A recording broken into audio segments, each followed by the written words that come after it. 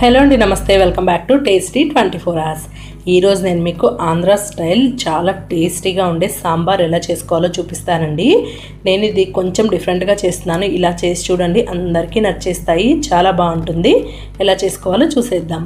ముందుగా ఒక పెద్ద నిమ్మకాయ సైజు చింతపండును తీసుకొని కొన్ని వాటర్ని యాడ్ చేసుకొని నానబెట్టుకొని పక్కకు పెట్టుకోండి. ఇప్పుడు ఒక కుక్కర్లోకి 1 కప్పు కందిపప్పుని, 1 అరకప్పు పెసరపప్పుని తీసుకోండి. ఓన్లీ కందిపప్పు కూడా వేసుకోవచ్చండి. పెసరపప్పు వేసుకోవడం వల్ల పప్పు సాఫ్ట్గా వస్తుంది. వీటిని వాష్ చేసుకొని 1 కప్పు పప్పుకి 2 కప్పులు వాటర్ అండి. నేను 1.5 కప్పు తీసుకున్నా కాబట్టి 3 కప్పులు వాటర్ని యాడ్ చేశాను. ఇందులోకి కొద్దిగా పసుపుని యాడ్ చేసుకొని కుక్కర్ మూత పెట్టేసి లో టు మీడియం ఫ్లేమ్లో 4 నుంచి 5 విజిల్స్ రప్పించుకోండి. ఇప్పుడు సాంబార్కి కావాల్సిన కూరగాయ ముక్కల్ని ఉడకబెట్టుకోవడానికి మనం ఒక గిన్నెలోకి 1 లీటర్ వరకు వాటర్ని యాడ్ చేసుకోండి. ఒక 3 నుంచి 4 ఆనియన్స్ని తీసుకొని ఇలా పెద్ద ముక్కలుగా కట్ చేసుకొని వాటిని వాటర్లోకి యాడ్ చేసుకోండి. ఇంకా కొన్ని ములక్కాడ ముక్కలు, కొన్ని క్యారెట్లని ఇలా పొడవుగా కట్ చేసుకొని క్యారెట్ ముక్కల్ని యాడ్ చేసుకోండి.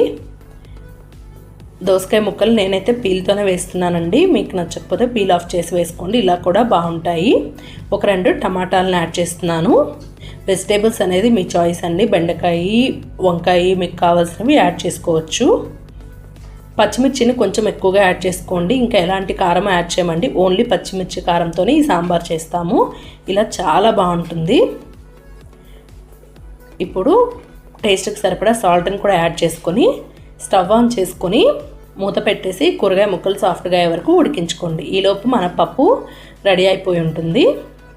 ప్రెజర్ అంతా పోయాక మూత తీసి పప్పుని బాగా మెత్తగా సాఫ్ట్గా అయ్యే వరకు ఎనుపుకోండి.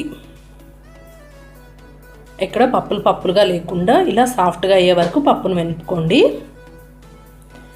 మనం ముందుగా పెట్టుకున్న చింతపండు నుంచి ఇలా గుజ్జును తీసుకొని ఆ వాటర్ని కూడా ఈ పప్పులోకి యాడ్ చేసుకొని మిక్స్ చేసుకోండి.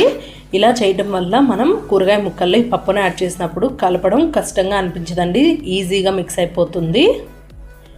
ఒకసారి కూరగాయ ముక్కల్ని చెక్ చేసుకోండి. ఆల్మోస్ట్ ఉడికిపోయే ఉంటాయి. అంటే ఆనియన్స్, దోసకాయ ముక్కలు ట్రాన్స్పరెంట్గా వచ్చాయంటే ఉడికినట్లే. ఒకసారి చాక్తో కానీ స్పూన్తో కానీ ఇలా కట్ చేసి చూడండి. ముక్కలన్నీ ఉడికిపోయాయి అనుకున్నప్పుడు ఈ పప్పుని అందులోకి యాడ్ చేసేయండి. ఇలా యాడ్ చేసుకొని కొన్ని వాటర్ని కూడా యాడ్ చేసుకోవాలి. కొన్ని వాటర్ని యాడ్ చేసుకొని మొత్తం అంతా కలిసేలాగా మిక్స్ చేసుకోవాలి. ఇప్పుడు దీనిలోకి కొద్దిగా పసుపుని యాడ్ చేసుకోండి. నేను ఎలాంటి కారాన్ని యాడ్ చేయట్లేదండి. పచ్చిమిర్చి కారంతో మాత్రమే ఈ సాంబార్ చేస్తున్నాను. ఇలా చాలా బాగుంటాయి. తప్పకుండా ట్రై చేయండి. మొత్తం అంతా కలిసేలాగా కలుపుకోవాలి. వీటిని ఒక 5 నిమిషాల పాటు మరిగించుకోవాలి. మధ్యలో కలుపుకుంటూ ఉండండి, లేదంటే పప్పు అడుక్కు వెళ్ళిపోయి మాడిపోతుంది. ఒక 5 నిమిషాలు మరిగించుకున్న తర్వాత దీనిలోకి 1 టేబుల్ స్పూన్ వరకు బెల్లాన్ని యాడ్ చేసుకోండి. బెల్లం వేయటం వల్ల టేస్ట్ చాలా కమ్మగా ఉంటాయి సాంబారు. మొత్తం అంతా మిక్స్ చేసుకొని దీనిలోకి 1 టీ స్పూన్ వరకు సాంబార్ పౌడర్ని యాడ్ చేసుకోవాలి. సాంబార్ పౌడర్ యాడ్ చేసిన తర్వాత ఒక 5 నిమిషాల పాటు మీడియం ఫ్లేమ్లో పెట్టుకొని మరిగించుకోండి. తర్వాత స్టవ్ ఆఫ్ చేసి పక్కకు పెట్టుకోండి. ఇప్పుడు దీనిలో మనం పోపు కోసం ఒక ప్యాన్ పెట్టుకొని కొద్దిగా ఆయిల్ని యాడ్ చేసుకోవాలి. దీనిలోకి 1 టీ స్పూన్ ఆవాలు, 1 టీ స్పూన్ జీలకర్ర యాడ్ చేసుకోవాలి. నేను శనగపప్పు, మినపప్పు యాడ్ చేయట్లేదండి. అవి సాఫ్ట్గా అయిపోయి టేస్ట్ అంతగా అనిపించవు. కొద్దిగా కరివేపాకును కూడా యాడ్ చేసుకోవాలి.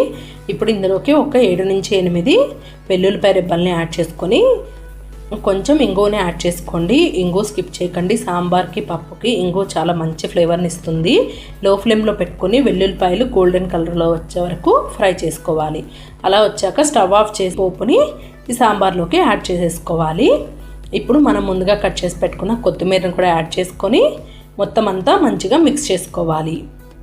అంతే అండి, ఎంతో టేస్టీగా చాలా సింపుల్గా మన సాంబార్ రెడీ అయిపోయింది.